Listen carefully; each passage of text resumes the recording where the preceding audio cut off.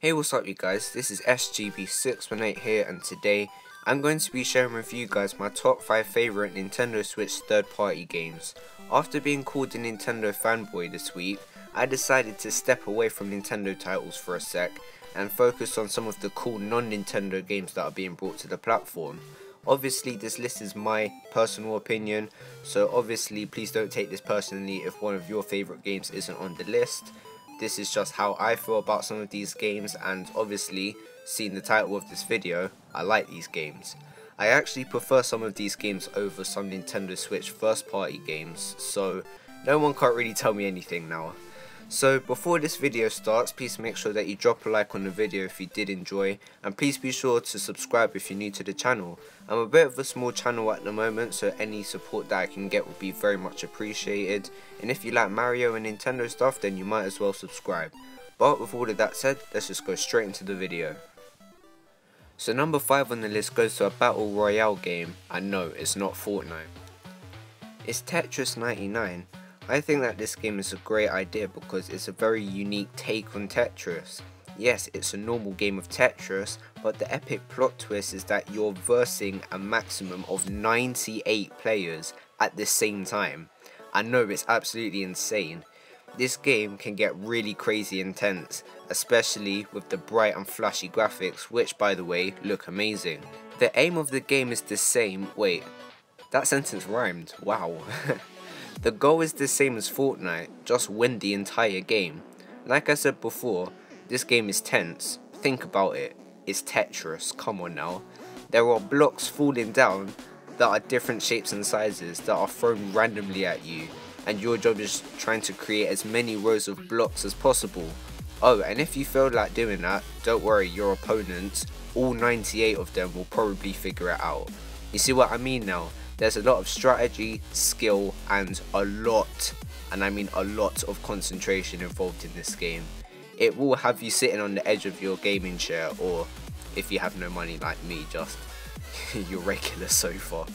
Anyway, this game is great and took an absolute classic and gave it some modern flair through graphics and online multiplayer.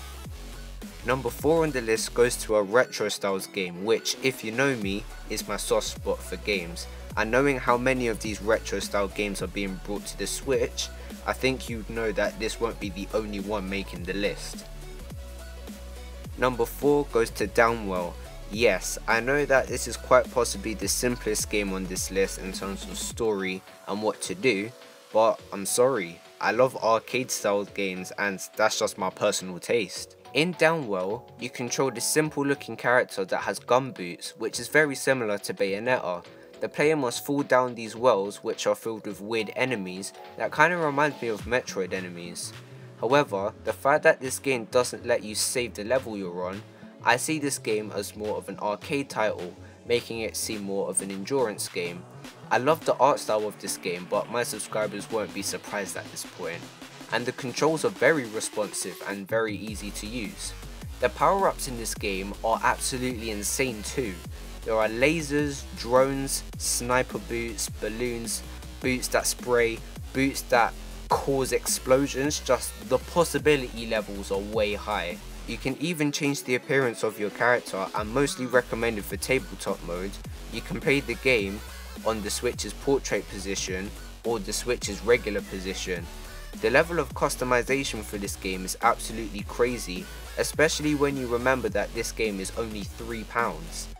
This is a deal right there if you ask me, and that's why Downwell was at number 4 on the list. It's a fun, fast, retro and fully customizable game, all for the price of £3. That is cool. Number 3 on the list goes to one of the Crash Bandicoot remakes. I decided to go with Crash Team Racing Nitro Fueled. Now, I love both Crash Bandicoot and racing games, both due to nostalgia, because a lot of my favourite games growing up were racing games as well as platformers like Crash Bandicoot. I haven't played the original Crash Team Racing, so I'm looking at this game as a standalone game in 2019, and honestly, it's very polished. Much like Insane Trilogy, the graphics have received a major upgrade and they look amazing. I don't think this game is nearly as good as Mario Kart 8 Deluxe, like no one can top that game at the moment, but it's still really fun to play. My favourite inclusion to this game is adding the Crash Nitro Kart roster to this game, even some of the physics from that game as well. Crash Nitro Kart on GBA is one of my all-time favourite games due to nostalgia, so seeing quite a lot of representation from that game being brought into the game is honestly a dream come true. I also love how there's a story mode in this game. Like I said, I didn't play the original, so I didn't really know much about the story mode, but without spoiling it or going into too much detail, it's very cool to see.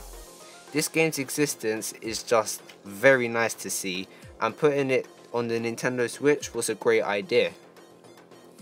Now we're getting into the really awesome ones. Yeah, the ones before were great, but these ones are on another level. These next two games, I play them just as much as the Nintendo games on the Nintendo Switch, so you know they're gonna be good. Number 2 on the list goes to Mighty Gunvolt Burst, another retro styled game. As you can already tell, this game looks almost identical to Mega Man, but much like Crash Team Racing, I haven't played the game that this game is based off of.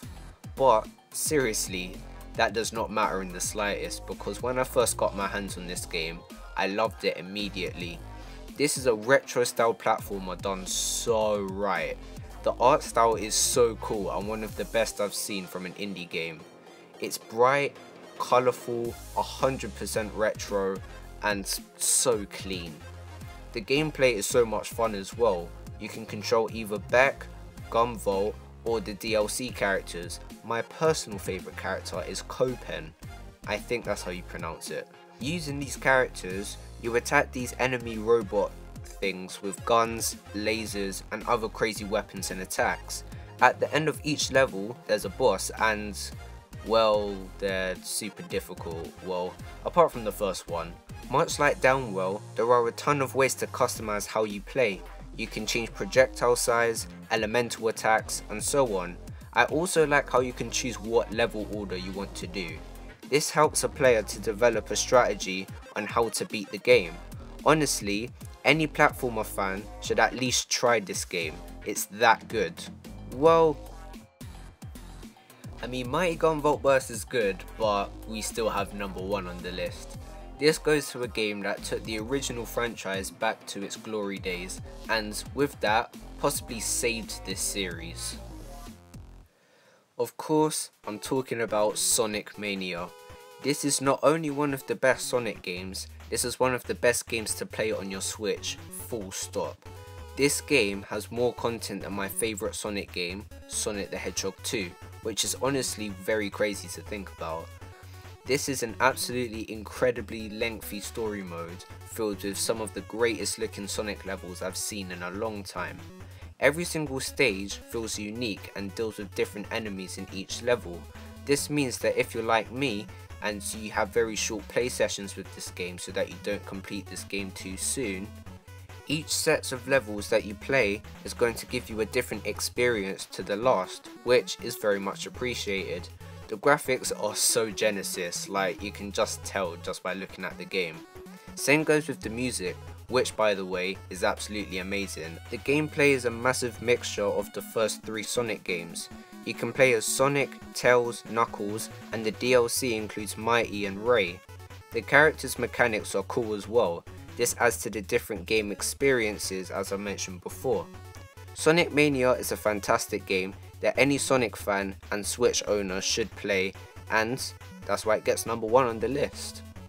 So there you have it guys, that was my list of my favourite third-party games on the Nintendo Switch. Well, at least for right now. I know that my list was pretty different compared to other people's, so just remember that this video was entirely my own opinion. So comment down below whether you agree with me or not, and comment down below your top 5 favourites because I'll be very interested to know. Anyway, thank you for watching, please like and subscribe, and I will see you guys in the next video. Peace.